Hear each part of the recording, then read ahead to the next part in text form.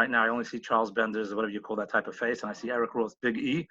Usually this is a Tuesday night cheer we give in downtown Brooklyn. They deserve the shout out. Charles is one of the main members of the cheer. No, Akiva's there longer than you, right? I think so. But one of the long-standing members of the cheer, and he was pushing to get this going, and the show was nice enough to do it. And now we're going to embarrass him in public, but Stephen is the president of the show. He actually is the longest-standing member of the Tuesday night class. So that means clearly he's the craziest of all of them, because he continues to show up on a weekly basis for many, many years. It's really more than a decade. When we started this, Stephen had purely black beard. Now it's changed. Mine and his, both of our hair has become white now, Stephen. But okay, I guess so. We'll give it another couple minutes. Michael Bass from the Tuesday night, we're giving the downtown Brooklyn people the shout outs before the alumni and stuff. Michael Bass, of course, one of my heroes, because he loves Calvin Hobbes as much as me are. And we're probably going to collaborate on a book one of these days with all our free time now. We already have mapped out what we want to discuss and everything, so that'll be good. Eric, you're not laughing yet. Does that mean none of the Darche boys are on yet? Look at your big beard. Wow, look at Eric's beard. I'm on. I'm there. Eric's long beard. Oh, Placic. Okay, fine. Fine. I guess, Stephen, you're the boss. Are we starting yet, Stephen, or not? Did you silence Stephen? Silent. Did you guys silence him? This is a great move. Silence him. Mute. It's up to you. You're in charge. You're always in charge. Like at home. Not like at home. Here you're in charge. Exactly. I think we're going to enjoy muting you this time. We're going to get to enjoy muting Stephen finally. Okay, so let's start the class here. So the goal here is tonight, since as we've said many times in the Tuesday night class, that although we are right-wing religious Jews, we do believe in the Satmar theory, the Satmar Rebbe's famous statement that Torah changes with the times, which sounds like the most reformed statement possible. And what it normally means is, what he explained it to me when he used to say that joke, is that it meant that the times as well move along with the parsha of the week. The lessons we're supposed to do are based on the parsha of the week. And that's the lessons today. So even though between Purim and Pesach over the last couple of years, in the several years in the Tuesday night cheer, we did some Rus, which produced a sefer. Give a shout out to the Tuesday night cheer, because my Hebrew Rus sefer was actually a byproduct of that Tuesday night cheer. Other years, I think we did a lot on Lag BaOmer, and I'm preparing for Sfira and for Shavuos. But tonight, just based on something that came up in the last couple of days that I saw, absolutely blew my mind away. I wanted to work with that, and hopefully we're going to do something about the Parsha, which is this week. It's a double Parsha, actually. We'll connect that, obviously, to coronavirus, because that's, I think, the conversation that continues to exist by everybody. It's like astounding what goes on with coronavirus.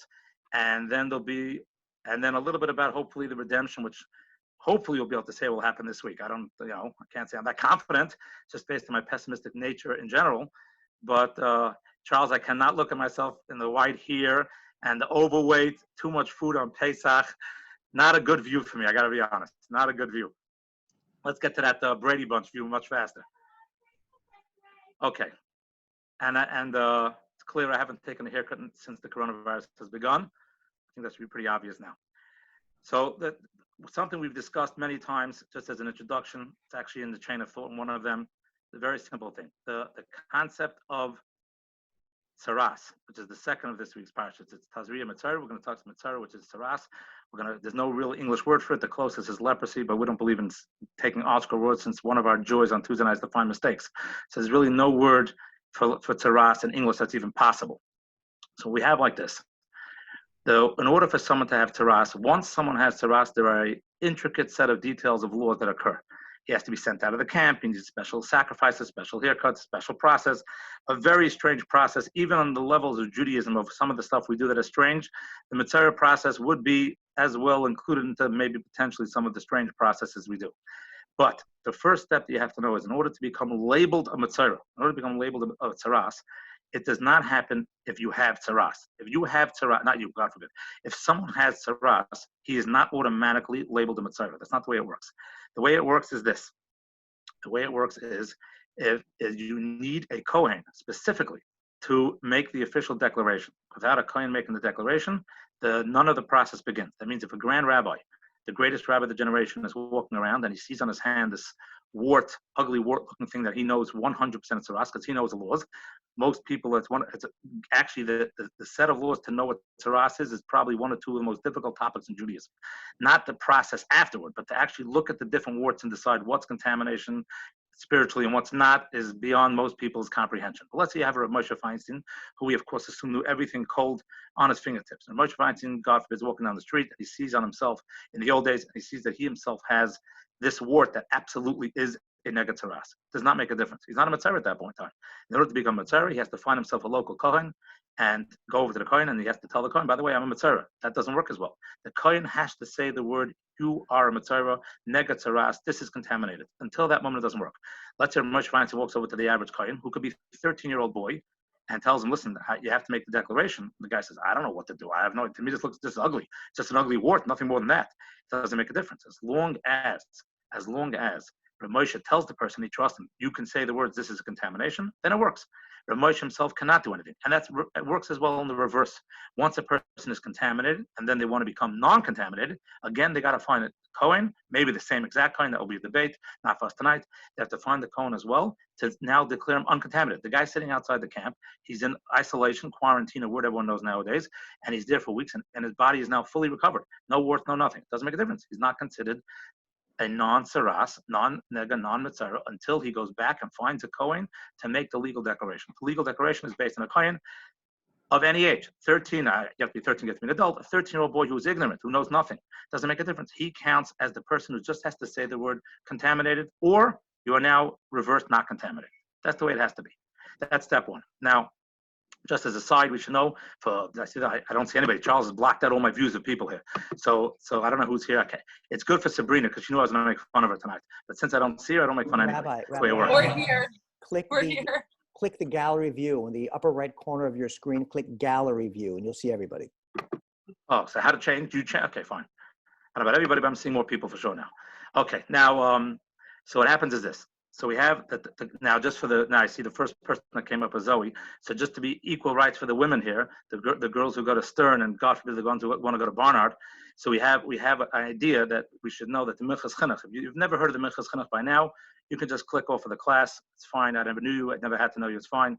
But that's a person I repeatedly quote. Thank God as my ancestor, and I like to quote all of his original questions. And he at length debates the question: if a female Kohen, a Kohenes, the daughter of a Kohen, can make the declaration as well. It's an extensive piece of his. If you email me later, I wrote it up one time in one of my pieces that eventually I'll print. It's a long, long piece, not for now. I think Rosen, if you remember, a few years ago, I think we actually went into that. Charles, do you remember that? I think a few years ago we went through that piece. If a female Kohen is good enough to make the declaration. No one remembers. Okay. Michael, you weren't there that week, were you? No. So in general, that's how it works. You have a person coming to a Kohen who makes the declaration both directions. A 13-year-old ignorant fool can make the declaration. A grand rabbi cannot make the declaration. Of course, if the grand rabbi is a Kohen, he could, but it doesn't work that way. That's the basic step of number one. Step number two, which is something we learned when we're in second grade, even if we go to weaker yeshivas like Darche, just for the couple of Darche boys over here, doesn't make a difference. You should know this by third grade. Why does a nega Tzaraas attack a person? What does a person do that all of a sudden he's spiritually contaminated? Not a positive thing. So the Gemara discusses, and the main, most obvious ailment, spiritual ailment that affects people to create the concept of Tzaraas is going to be lashon hara. People who speak evil about other people. Lashon hara is a very vague terminology. It doesn't only mean speaking evil, causing fights, causing problems, any one of these type of things. That causes the idea of now having a nega Tzaraas. And if someone's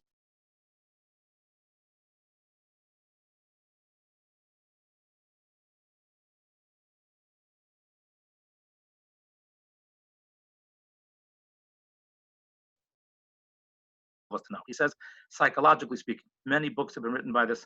What is the reason why A speaks lashon hara against B?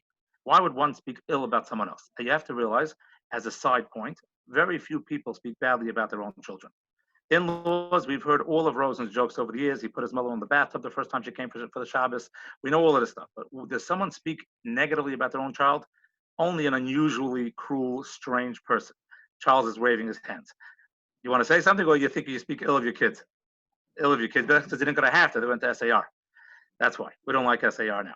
But the idea is that people. So the idea is if we all believe we're actually connected to each other, with some spiritual level, you're not going to speak ill of someone. If you believe you're that connected to someone, you don't speak bad about them in a serious way. So why do people speak bad about other people? That's where the question begins. Where was the division that now people speak bad about other people? So the Dubna Maggid brings down, and that's one of the approaches, and it depends again.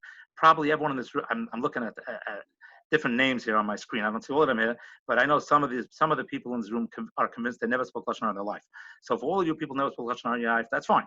But if you would have spoke lashon hara, some people who would speak lashon hara, there would be multiple different emotions that go on why someone took lashon hara. One of the things we try to speak about in all the classes is we learn from Kotsk, is to be honest with oneself of why they're doing it. So odds are, when you're speaking lashon hara, when A speaks lashon hara against B, there are multiple reasons for that. They might, if let's say A is speaking to B about C, it could be A wants B to be angry at C. A itself is angry at C. Why A would be angry at C could be multiple reasons. Why A wants B to be angry at C could be multiple reasons. There's always a lot of reasons to go on. But one of the approaches on why lashon hara works is because on some level, sometimes, certain circumstances, many of us, we don't believe deep down that the words we're saying has an actual effect. We look at it, it's just words like on a cartoon, right, Michael? On a cartoon, it's just words in a cloud of a box. It doesn't really mean, it doesn't have any power to it. It doesn't really mean anything. It's not even going to be effect. It's not a big deal. If I'm making a joke about a girl who never came to my class, and all of a sudden now, big deal. So who cares? It's a joke. Of course, I would never speak bad about people, and I would never speak lashon hara. But I'm saying if people would, that would be one of the approaches. The approach is that the words mean nothing. That's what the Dubna said. So he says, based on that, we now understand perfectly why the result of the punishment, part of the process, is that someone must then go to a Kohen. Why? I'll tell you what it means. It's very good to what we said before. Imagine a Grand Rabbi of Moshe Feinstein. He can make no decision in this situation. He cannot declare the person to be a metzorah. He cannot declare the person to be not a metzorah. He has no power whatsoever. So what happens? He has nothing. Who does have the power? Some 13-year-old kid who went to a yeshiva that's not that good, went to yeshiva that kids don't do anything. They drive 100 miles an hour on a Wednesday afternoon to Muncie, things that shouldn't be doing correctly. But yet that person has power. Why does it work that way? How come? The answer is that we're trying to tell you that every person in the world has power with their speech. So the Dubna Maggid says that when the first thing the guy has to realize, the guy who thought, I'm just saying something, it doesn't mean anything, it's not that bad, it's just a bunch of words, it doesn't mean anything. The first thing he has to learn is that, I'll tell you what you got to do the first thing. Go to a kohen, a 13-year-old kid who you think has no effect on your life. A 13-year-old kohen who you might have never met who has nothing. Doesn't make a difference. His words are extremely powerful because words are extremely powerful. That's the first lesson that Dubna Maggid wants to say on how the lessons of the kohen, specifically being the one in charge, is the person specifically to make it even on a kid who's 13 years old. And now we can add on to what my great-grandfather said, who has a question. Is this for the anti-women here? Why not? I know Sabrina's mom's listening, and she's supposed to be a very, very righteous, holy individual, but it works out very well because it means not only going to a 13-year-old boy to make the effect, his words have an effect that can now create power, but even us male chauvinist pigs can now say even women have that power. You can go to a 12-year-old girl who has much less value to her words than a 13-year-old boy would have. And yet you go to that 12-year-old girl, according to Mechas Chinuch possibly, and she makes the declaration. Look at the power of how it works by people. A minor child can make an effect on someone else's life to extreme, to where they're quarantined, where all of us understand how difficult it is right now. Imagine a 13-year-old kid or a 12-year-old girl, if possible, tells a person that, by the way, you are now declared a metzorah. No one else, I don't know anything. I don't even know the words I'm saying. But Moshe Feinstein had to tell this person, yes, by the way, this is called a nega. The kid has no idea what he's even saying. He's unaware of the power of what he's looking at. Doesn't make a difference. As soon as he says the word, this person is contaminated, that person's entire life now is completely changed over. Completely. He now has to leave the camp, possibly, depends on the situation, exactly where he goes. He has to leave all the camps, has to go through an entire interesting process based on what we would say, betumei ba'alma, just words that mean nothing. Doesn't make a difference. Every word has the power in itself, and we have to be careful. And that's lesson number one. Now, I actually saw something, since as well we're stuck home all day. Sadly to say, we're not utilizing our time as much as we should in learning 24/7. We actually waste our time reading things we shouldn't be reading. And I read a very fascinating article, and I think it's very applicable to the coronavirus and what we're doing right now. They interviewed some guy with a lot of PhDs with a long name. I don't think he was American, probably Swedish or something. And they're interviewing him, and the question they asked him was, how afraid should one be to go to a grocery store right now to catch coronavirus? And he laid out the questions into like 17 or 18 categories. What do you have to be afraid of when you're in the store? You have to be afraid of touching the fruit. You have to be afraid of touching the box of the food. He's going through different things. And at one point, the person asked him, we all are very afraid of catching it on our clothing. So what about the fact if I'm walking, what are the odds of these, I think the word was aerosols. I'm not sure if I have the right word. I think that was the word I read in the article. It was a word I haven't really seen before. I think it was aerosol. And the person asked the doctor, if you have aerosols flying around in the store from people breathing, people coughing, and it's in the ear, it hasn't landed on an apple yet that you're going to land up eating, which is disgusting. It's just flying around the ear, and you're walking. what are the odds you're going to get it on your clothing? Your clothing will be touched by it. Now you have it, and you'll bring it into your home. That was among the 17 serious questions they asked. The doctor gave a fascinating answer. I couldn't believe it. And it's so simple, but I hope he's right. I don't really trust doctors in general, but this one sounded okay. And he said like this. He said, I'm going to give you an example. When you're driving your car in the mountains, and if you step out of your car, there's 1,000 gnats and bugs and nits, and I don't know what all the names of these creatures are. They're all flying around you. You get into your car, you drive away. Your car is weighing 2 tons, and these gnats weigh less than 1 ounce. How come your car windshield is not full of the dead gnats? You're driving your car. Are the gnats that much quicker than your car? That was the question that he was saying as a theoretical question. His answer was, it doesn't matter how fast the gnats are. It matters like this, how light they are. Because when your car is moving at a certain pace, unbelievable by the way, when your car is driving at a certain pace, it automatically creates a certain air current. The air directly surrounding your car is being pushed along with the car. So anything in front of your car is being pushed by the air. If the gnat weighs less than the air, as the ear gets pushed out of the way, the gnat gets pushed out of the way as well, and that's why it doesn't land on your windshield. He said, of course, when you hit a certain speed, 100, 115, I think was the number, if anyone remembers, 115 miles an hour driving into Muncie, and you hit that number, then what happens is you might be driving fast enough. Then the air current is not quick enough to move quick enough. Then you can get gnats onto your windshield. So he said the average human being walking through a ShopRite is walking at a very slow pace. None of us are that good. As fast as we are, as we think we are on a basketball court, because we think we're great, because certain people just joined us who think they're great in basketball. They're not moving at 100 miles an hour. That's just not possible. So that means as they're walking, all the air surrounding them with all this aerosols are also being pushed away. So this doctor said that when you're walking through the grocery, do not be afraid of aerosols landing on your clothing as long as you're walking like a normal human being. Of course, if you act crazy and run at a pace of 100 miles an hour, then you might have a problem with getting on your clothing, but otherwise not. So this idea struck me well with this Dubna Maggid. The idea is this. It doesn't matter how insignificant words come out of your mouth, they have a tremendous power. It doesn't matter that an aerosol weighs a billionth of a gnat. He wrote some number there which was beyond my comprehension and math skills. How little this aerosol is. It's almost nothing.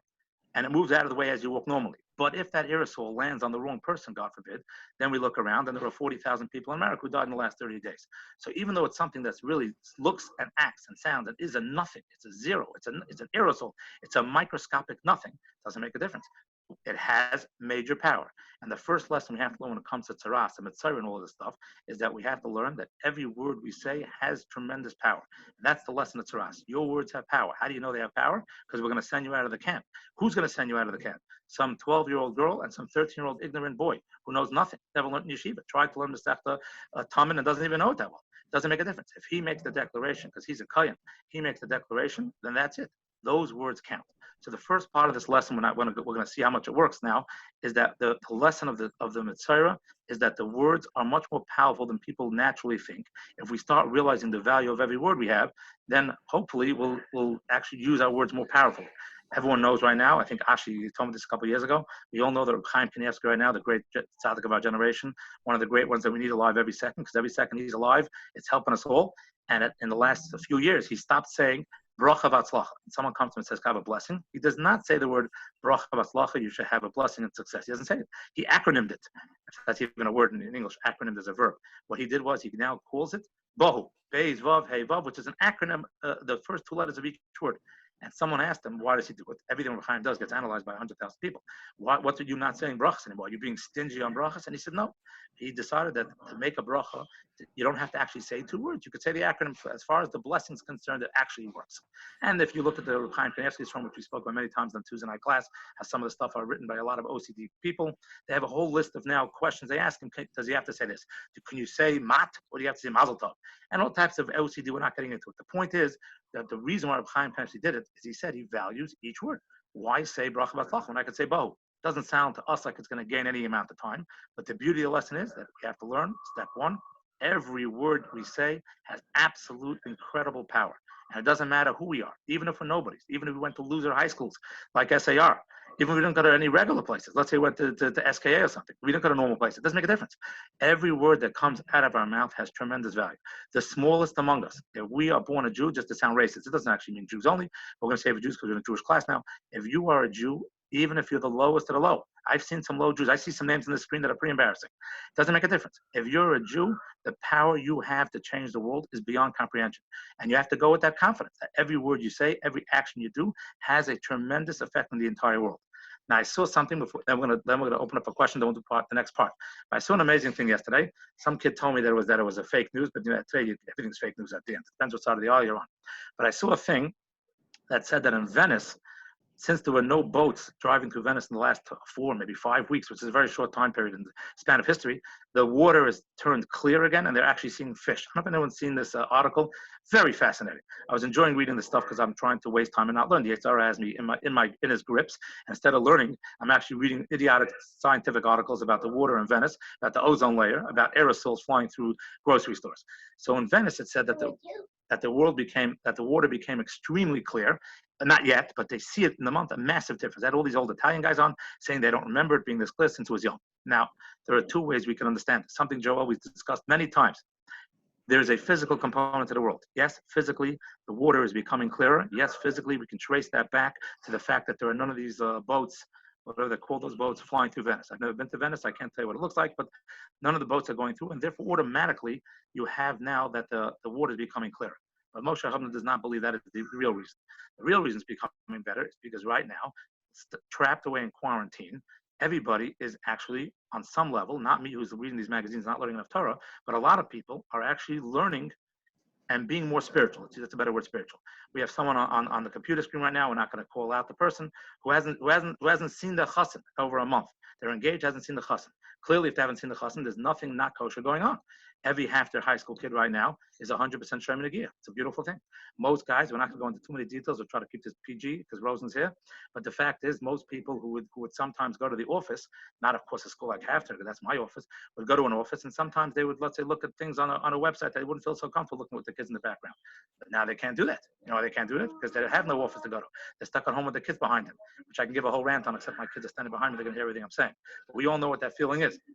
So the fact is, spiritually wise, there's a lot more kosher stuff going on in the world. There's nobody, as far as I know, in the last month in the entire world, probably. But I'm probably wrong about this. But the percentage of people who found their spouse cheating and killed them, unlikely. Nobody's shooting their girlfriend's boyfriend or the boyfriend's girlfriend. It's not happening because it's not going on. Nobody's visiting certain types of houses. I saw in Vegas they closed down certain places. Why? Because there's no custom, whatever the reasons are. The idea is that the world has become a more spiritual place. If the world becomes a more spiritual place, you know what happens? It becomes back to its more better place. So the water becomes bluer. The sky becomes clearer. The birds start chirping in a nicer way. The dogs are barking nice. It all has to do in the way it is. That's the beauty of it. So the world spiritually is following the physical world, something I've said a million times. The physical world is a manifestation of the spiritual one. The better the world is spiritually, the better it is physically. If you want to know why in the last 50 years we're complaining about global warming, because in the last 50 years we have a lot of people doing a lot of bad things they couldn't do 55 years ago. There was no internet 50 years ago. Nobody was doing a lot of things they couldn't do. It was a much smaller world to do things.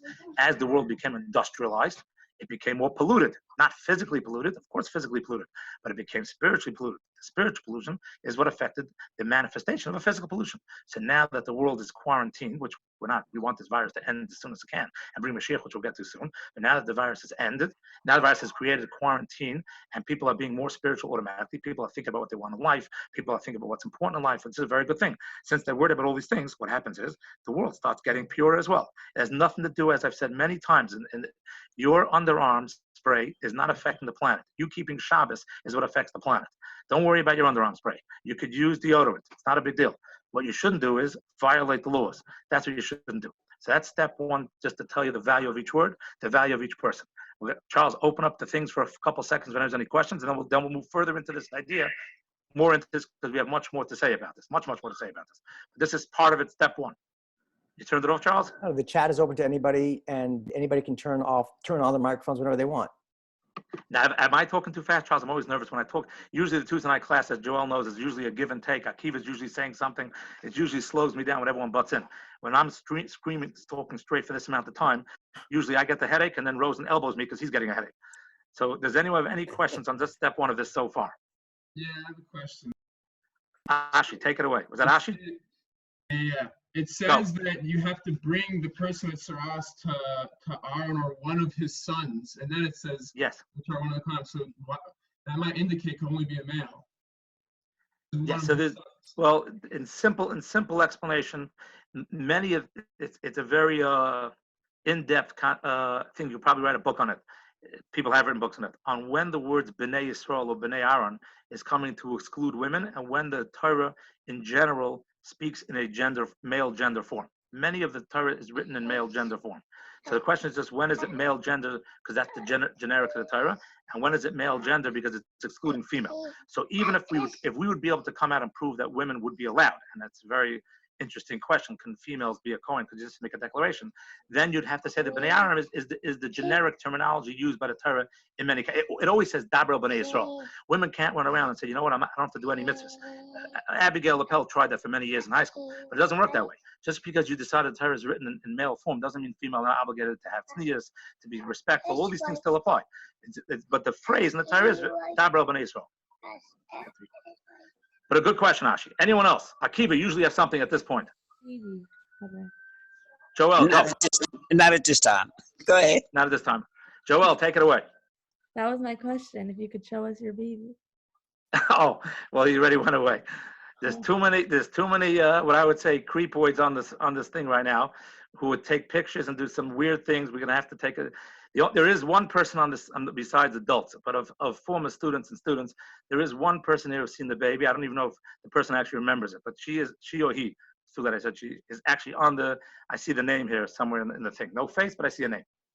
Everyone's in front of me, Charles. There's no second or third screen. No, there's two screens. Yeah. Oh, so I have in front of me 5 times. Oh, so I have 34 names in front of me on one screen. Okay. Wow, very impressive.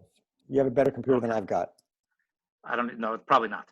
But okay, I think the girl who saw it, I think just screamed out. But even though I didn't see the unmute button go, but okay. Oh, and Joel has seen also. That's right. I forgot. Okay, now that was part one. Part one was very simple. Part one was saying not simple. It's simple in ideas, hard to fill out. Part one is that the concept of Tzaraas is to teach us, and the way you go to the Kohen is the value of each word, which teaches the value of each person, which again is something that we see from the small aerosols flying around, that everything has extreme value, and we see it's interplanetary. Because if we're all going to be spiritually good, it's not just the water in Venice that's going to be good, it's the ozone layer, and you're going to have some scientists tell you how now Mars has less water on it and stuff like that. It's going to affect the entire universe. It's not, our power is much more tremendous than we think, which is overwhelming at times, but it's a good thing. I actually now see someone on the computer here who one time, I just saw recently, my wife actually showed it to me as a thing. She came over to show it to me. I did not get a shout out, which is a little upsetting, but someone showed me an article that this one boy who just asked someone if they want to put on tefillin, and that person went from being a non-religious Jew to a religious person today. All based on I couldn't read the article that in depth, but it seemed like just from a basic conversation of A talking to B then became a frum person. Amazing. The words we speak have such value and can make such effects. I mean, it's astronomically impressive. I mean, I always make fun of a certain person on the screen right now who I do see the person by face. I used to make fun of the davening in a Reform shul, and here they are, 5 years later, standing here in front of me with a smile on their face and saying, wait a second, I actually showed up to a shiur because I'm quarantined somewhere in Springfield or Washington or something, but it works out fine. You see how all the effects work. That's all part one. Now we're going to see the thing I saw that was amazing. I might, have to be honest, might be misquoting it and using it more for what I'm thinking that it actually says. It's a very hard piece, but it's from the Holy Rebbe of Radomsk. I'm a little into Radomsk this past year because I was planning on going to Poland this year on the trip, and he was going to be one of the new graves we were going to go daven by that we have not gone on any of the Poland trips now. Radomsk, the Holy Rebbe of Radomsk. There were 4 of them actually. The last one killed in the Holocaust. That was wiped out the dynasty. But the first one, the Tzaraas Shlomo, I did a lot of it this year based on the preparation. And this idea that came up, is if it's right on what I'm saying, again, I'm going to use it in my terminology, but if it's right, then it's actually, wow. Okay, so he says like this. Something we've discussed in the past. Is Freddie Frankel? He's not here now. I just called him out. He's not even here. Okay. One of my shurim that I've given many times, it's in the email I think I sent out, I give the famous shir on the fact that Dasan Aviram were worthy enough of having the Yam Suf split a second time for them. I'm not sure if anyone remembers any of that. It's one of my classics. That means the Yam Suf split twice during the times each year's time. It split for 599,998 Jews, and then the metzorah were all murdered because the water came back, and then it split again for 2 people. Dasan Aviram. It's a long drush of mine. If anyone wants, again, send me an email, and I'll send you the 45-minute share on it. It's really, really an impressive one, if I might say so myself. Worked out very well. And in that share, we explain why Dasan Aviram, the main question is, Dasan Aviram were clearly bad people.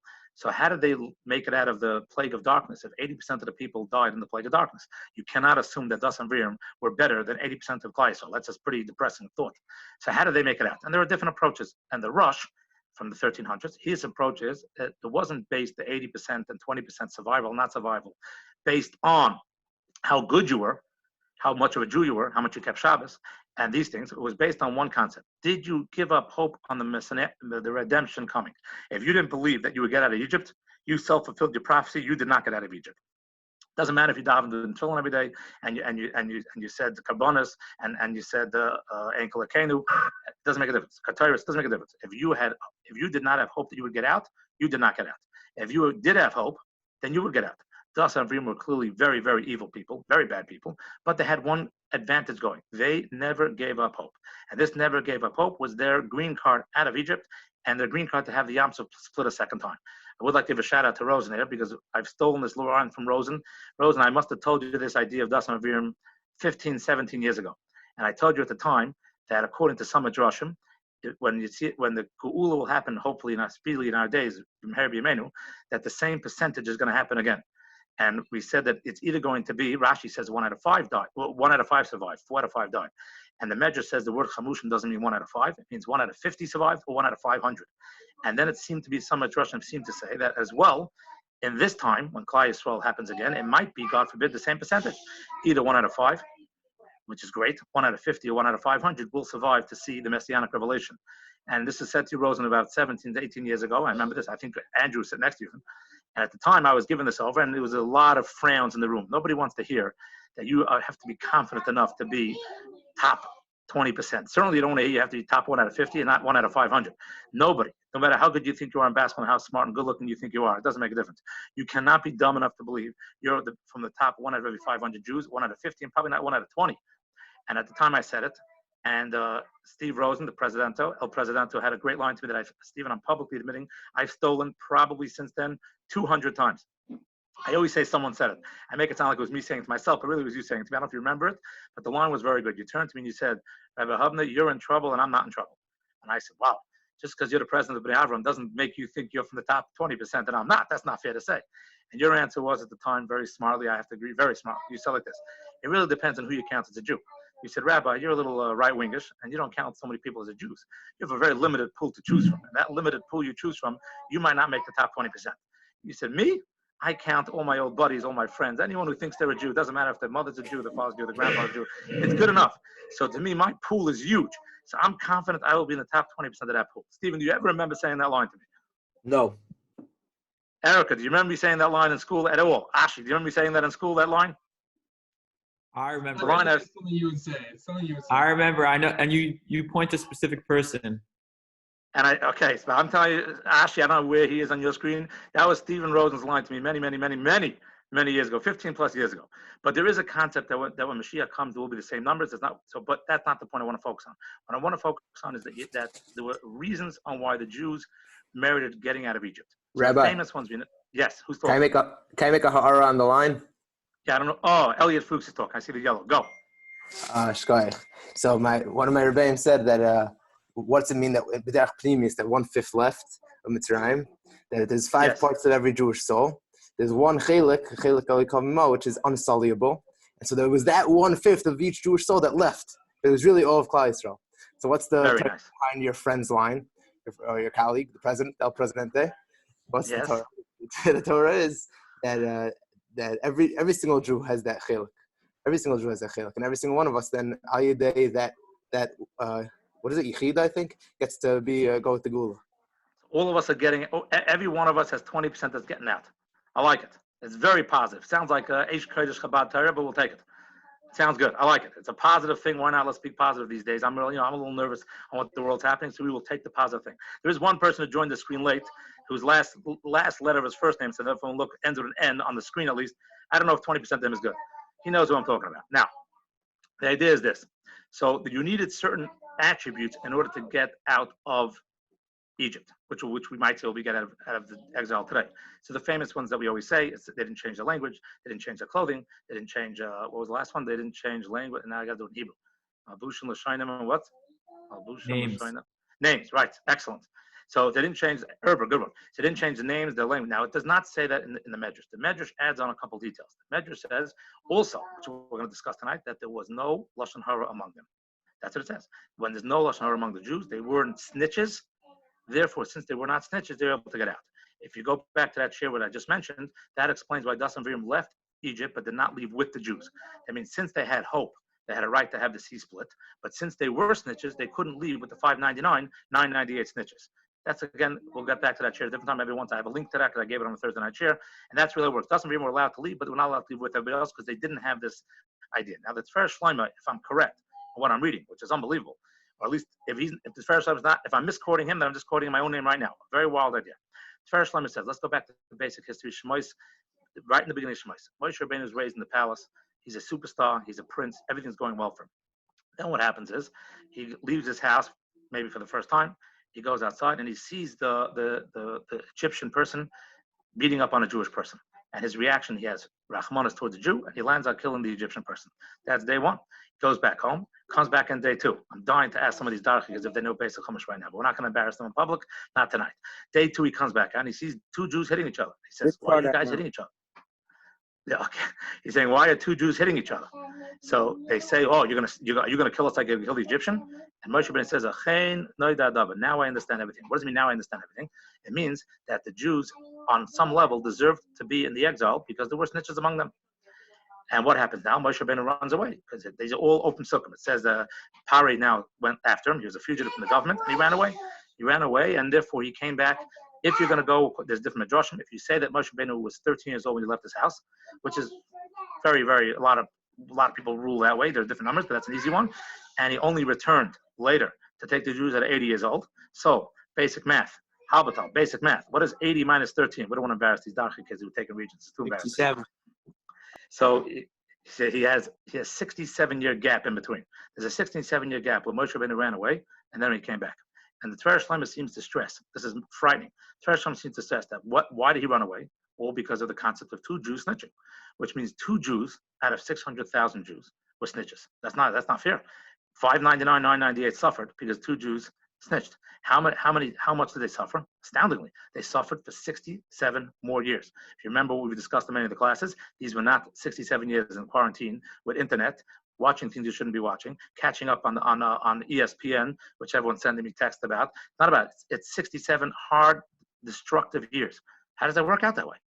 Because two Jews snitched. It means that snitching is the phrase that the Tzaraas Shlomo seems to say, not necessarily switching. It's called lashon hara, because lashon hara, as I said earlier, is not limited specifically to evil speak about someone else. It of course means that, but in this case, what he seems to say is it means the actual concept of them speaking ill of Moshe Rabbeinu. They did do lashon hara as well. They snitched. Snitching is a form of lashon hara. Since they snitched on Moshe Rabbeinu, the entire Klal Yisrael suffered for 67 years. Sounds extremely unfair, if you ask my opinion. About that, we believe God has control of everything and He understands everything. It's beyond our comprehension. That's unbelievable. It means there's a 67-year extension of the exile based on two Jews. So how does that lead us today? Rabbi, that Yes. assumes that the other Jews would not have acted the same way. That these two Jews were uniquely bad, or you could say that these two Jews were by the way, of everyone. Yes. So that's you doing what you always do, reading the words of themselves. The Medrash explains that those two Jews were none other Dasan Aviram. So correct. If you're going to go that it was Dasan Aviram, those two Jews, and we went what we said before, they were the worst two Jews in Klal Yisrael, then I don't know if I'm going to extend it to all the other Jews. They would have done the same. But if you're going to say that the pasuk only says there were two Jews there, randomly doesn't say the names, then absolutely what you're saying can make sense. It would be a very then it would be a good point you're making. It wouldn't be because of those two as well, but it would apply to us as well. Either way, it would show that the concept of lashon hara, if no one would have snitched, if no one would have snitched and no one would have had lashon hara, possibly, let's go 100%. Let's say they wouldn't have been able to. The Jews might have been able to leave 67 years early. And they already left early, so we know it's possible to leave early. They would have left 67 more years early. And Moses wouldn't have left either. Moses wouldn't have run away. That's what I'm saying. That's what he says. The first Shlomo says that Moshe Rabbeinu only had to run away because there were snitches, and his running away, and this is, I think, what he's saying, caused the 67-year delay. So, if you would, Chaim, the way it seems, that's what I'm saying. This first Shlomo is very, very interesting. It seems to be saying that's what it looks like. He seems to be saying that had Moshe Rabbeinu not run away, there would have been a different alternate set of history, which we have many, many times in class, alternate sets of history. There would have been an alternate set of history, and other history would have had the Jews getting out 67 years earlier. And what happened? Lashon hara. So that concept of lashon hara is so massive. It's not just that we have to recognize the value of each word. We have to recognize the value of each word from two low lives, so we can call Dasan Aviram low lives, out of the whole Klal Yisrael, barring El Presidento's idea, which does make sense. But we're going to say two worst people in Klal Yisrael can delay the entire Judaism 67 years. It means that we have to hunker down. Some of us here, there's no one on this screen, and there's nobody probably alive today who's nearly as bad at Dasan Aviram. I think that's a pretty obvious statement to make. So all of us have to realize we're much better, which means our words are much more powerful. We have to make sure we stop doing these things. The only way to get out of it, to make a redemption, being worthy of the redemption, is one of the tickets to get out. One of the tickets that you need, one of the qualifications is going to be not giving up hope. Hopefully none of us here have given up hope. And another one of the qualifications that you're going to have, again, from that other share is going to be not being snitches. As far as Jewish names, sadly to say, this screen is filled with non-Jewish names. But we will say that, and I don't think anyone here dresses Jewish at all. Maybe some of you think you do, probably not. But it could be the Meshech Chochmah or Moshe Feinstein. They already say that it could be that the concept of a Jewish name and Jewish clothing maybe was limited to Egypt and wasn't applicable once the Torah was given. So we're going to allow that for now. But as far as snitching and as far as giving up hope, that seems to be relevant to us today as well. That's what it seems like. So we have to have in order to get out, we're going to have a very strong concept of valuing our words and realizing that that's the only way we're going to get out of here. Now, this ties in. There's a very wild Even Ezra. I have to be honest. There are a lot of explanations on this Even Ezra. Today, breaking quarantine, I might say, publicly, it's not nice to say, actually went downstairs today and showed the Even Ezra to my father, who some of you know I believe is a very big Talmudic scholar, and I asked him if he could explain it to me. And there are, again, I found some explanations. It's a very cryptic words. If anyone wants to look it up, Ashley always likes to look the things up. It's, I think, Parak 14, verse 4. It's the last words of the pasuk. Very cryptic. What he says is this. He says, when you look at this week's parsha, there is in the cleansing process of the metzorah, he takes a azov. I think article has azov as a hyssop, Hyssop. I don't even know. Didn't look it up today, but I think that's the word. You use this certain branch. I'm going to use tree. I don't know. It's something, some wooden thing, and you dip it into the blood, and then you spray it onto the person at certain points in order to get him free. And he writes that this concept of the azov being dipped in appears in different parts of the Torah. It appears when someone's contaminated to a dead body. Parshas Parah, the red heifer, which Rosen has pointed out many times, is very hard to understand, which everyone knows is hard to understand. So in that odd process, I don't like using the word odd, in that cryptic process, the Kabbalistic process to use, you dip it in as well. And you have this dipping process by the metzorah. And you have this dipping process as well, unbelievable, he says, when the Jews had to leave Egypt. And he says that the Jews leaving Egypt is tied into these locations of when it's going to be redeemed. So he says it, again, very cryptic. What I think he was saying is, at least I'm going to interpret it now based on everything he was saying, is that the only way a metzorah, who's someone who spoke lashon hara, can get out of his process to become now, join the population, become non-contaminated, to rejoin the people, become, yes, holy person, pure is the word I think they use, to become pure. The only way that can happen is through the specific process, which the Jews in Egypt had to use the same process. So I think I think I could add on an interpretation to everyone else's and say what he was saying is this: the Jews in Egypt as well were suffering because they had the same problem as a metzorah. The metzorah's problem, as we discussed from the beginning of tonight, was based on the fact that he was a person who spoke lashon hara. And as we just said now, on a certain form, the Jews in Egypt, maybe Dasan Aviram and everyone else suffering for them, or maybe better now, according to El Presidento, that everyone in the Jews had the same characteristic within them, and therefore in order for them to leave Egypt on that last night, they took the same, again, I think it's called a hyssop or something, and they had to spray the blood. They didn't spray it on themselves, they sprayed it on the wall, but they had to go through a very, I wouldn't say very similar, that part of the process was exactly the same. The rest of the process was very similar, and they had to go through the exact process. I think what Even Ezra is trying to say is the same idea. In order to get out of an exile, the first thing the Jews have to do is go through a process of what the metzorah goes through. What does the metzorah go through? He speaks lashon hara. Why is a person speaking lashon hara? He's not recognizing the value of himself and the value of each word that he speaks. So I don't want to make this about not speaking lashon hara itself, because I don't think every one of us is going to not speak lashon hara for the rest of the week. I'm assuming most of you, when you get off this Zoom, are going to actually talk bad about me and Stephen and Charles and everything else. That's probably what's going to happen. We're just normal human beings. So what has to happen is, but we have to work on this thing on ourselves, recognizing the value each one of us have and the importance each one of us have to the value of every word we say and everything we can do. And we can turn Venice into a blue, beautiful ocean. Now, there's another way that the words can apply as well. I think it's working on me. I can't say it's working for everyone else in this room. You can tell me, don't type. For you, don't tell me. But it's an interesting thing. Because no one's going to Minyan, I hope none of you are going to Minyan. I hope none of you are crazy enough to find backyard Minyanim. But if none of you are going to Minyan, in a way, you're all stuck indoors for most of the day, what happens is that, at least by me itself, I feel when it comes to davening, I have more time on my hands. I'm not rushing. There's nobody to talk to. There's nobody to see. I might as well just sit and take my time. It's not that big a deal. And I find myself that my davening now, I took on things in davening. For example, certain things I didn't always say. Let's say, Akedah Yitzchak every morning. Different things I wasn't always so careful on. Now I'm taking on because I have more time. So why not just say the words, say it slower, try to figure out what the words mean, try to come up with interpretations, and try to think a little more when we're praying. It really comes from the same place. It comes from recognizing the value of each word we say. One of the reasons, now we've discussed this in Haftar, I don't think in the Tuesday night chair as much, but it's a very difficult thing. Davening is a very difficult thing. Let's be honest. Most of us are not that good at it. Some of us are, but not everyone. Now, one of the reasons why davening we're not that good at is, in my opinion, one of the reasons is because it's the exact same thing.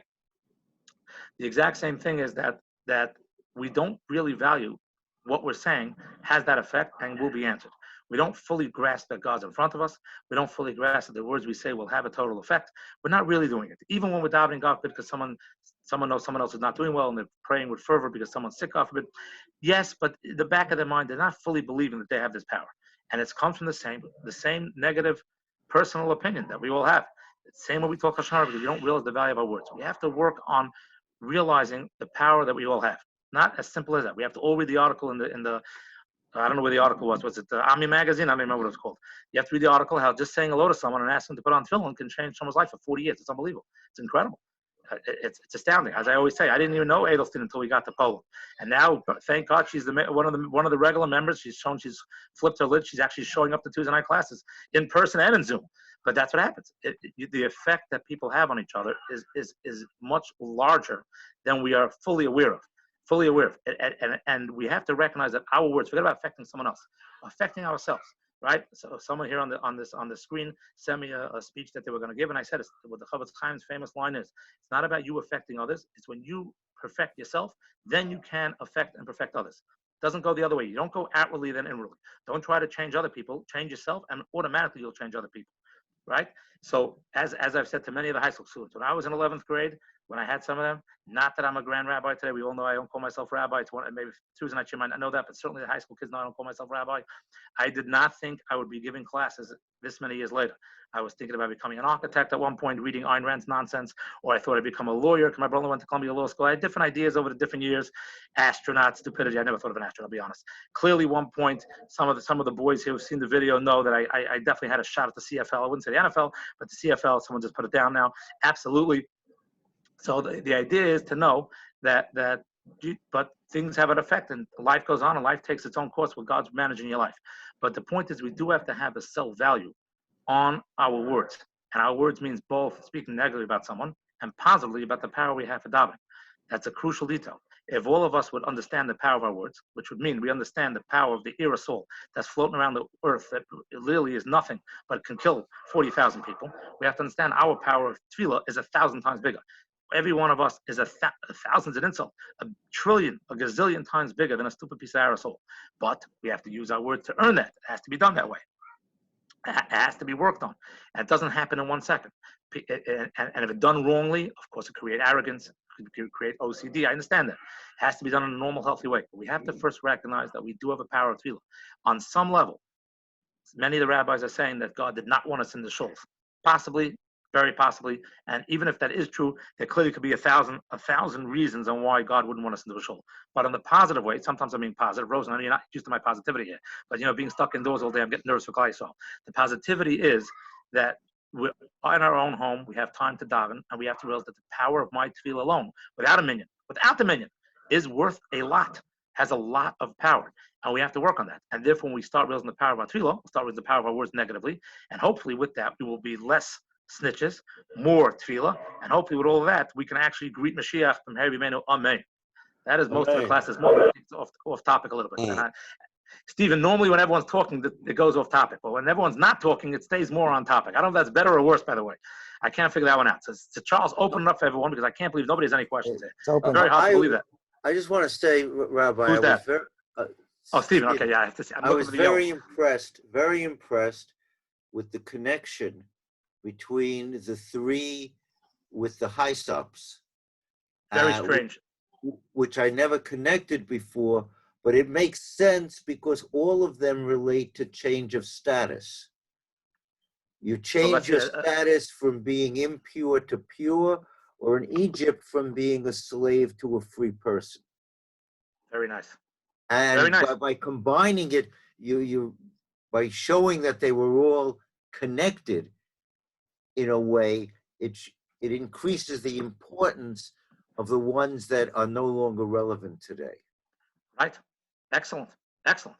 And the truth is that in order to, it's the same thing, becoming a nation of Jews, whatever that process was going from slaves to Jews, it's going to be an equal process going from Jews that we are today to a messianic version of the Jews, which will look different than we have today. Most probably in a million different ways that I don't even know if I could explain. I probably can't. I wouldn't even know. But it could be as simple. Impure is selfishness of the I am. It's not all about me. I am. No, we go for it. Someone must say that. Charles, did anyone say that? You got to Google it. Yes, I just thought of a good one. But with the red heifer. I heard a shir from Rabbi Kessin. The reason why lashon hara itself is so terrible, he goes through, I forgot where, but in the Gemara it says that lashon hara is almost as bad as the three main sins. And correct. And he goes through why that is, and it says because when you speak lashon hara, that creates a court in Bezdin upstairs in heaven, and it allows the Satan, Mida Keneged Mida, to talk badly about you and prosecute you to all the courts upstairs.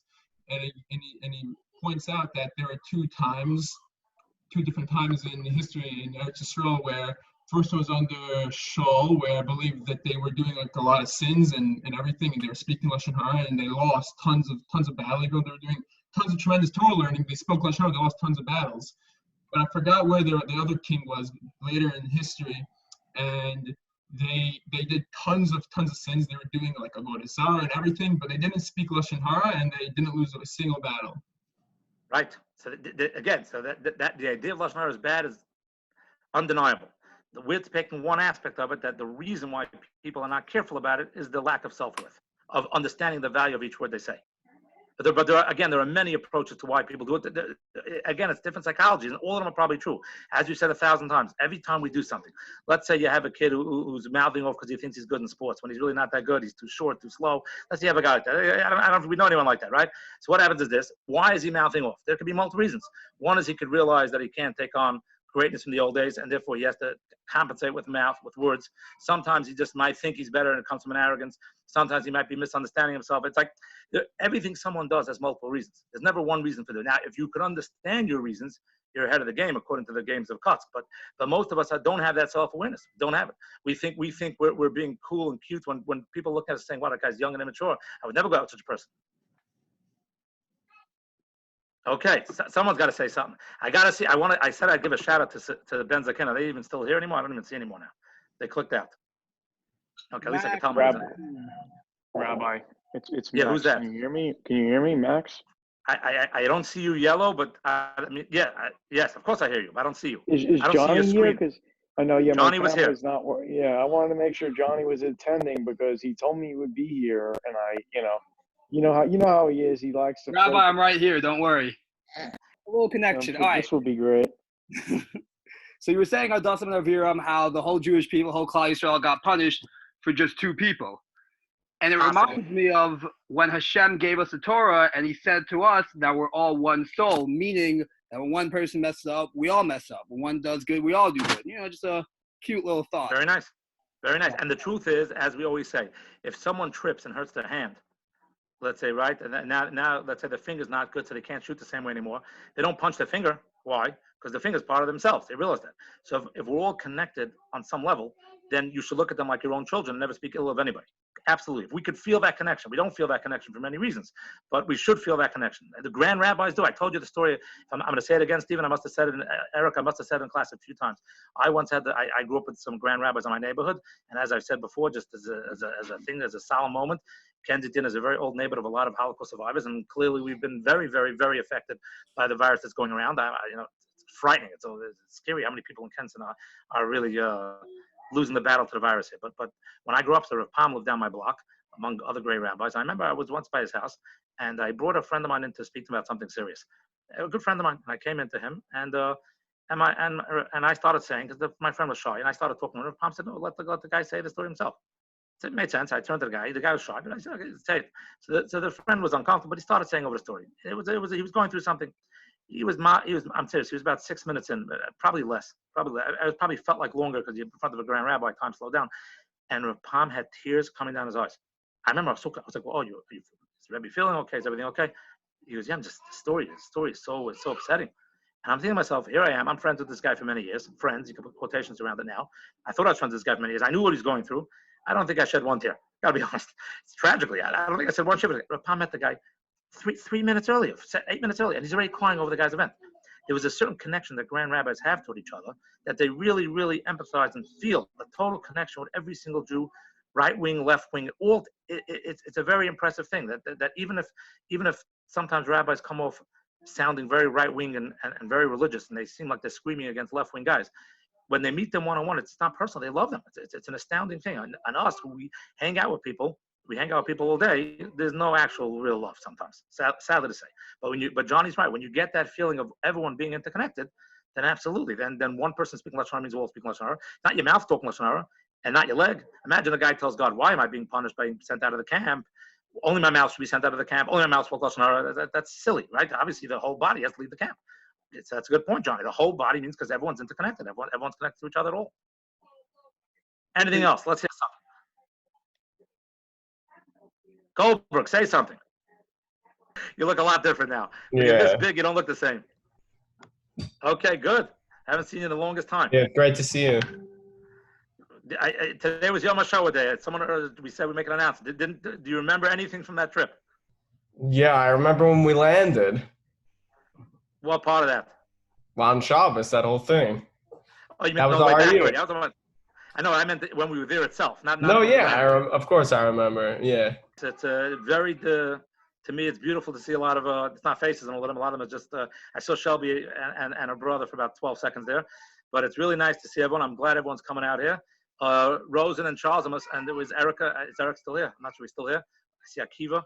We're going to plan this as a Tuesday night Zoom, right? We're going to do this next week, unless next week. Some miraculous. Next week, yeah.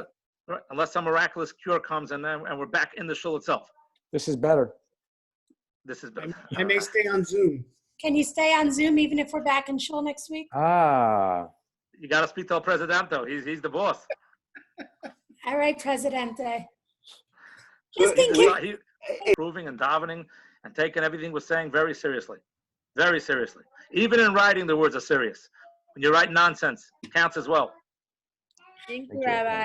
Thank you, Rabbi. Thank you, Charles. I'll stay on. Thank you. Thank you. I wanted to say about, imagine the guy speaks lashon hara, he tells someone's parents that someone's dating, and I figured, okay, I wasn't sure if you were on the screen. I was looking for your name, then I didn't see it then.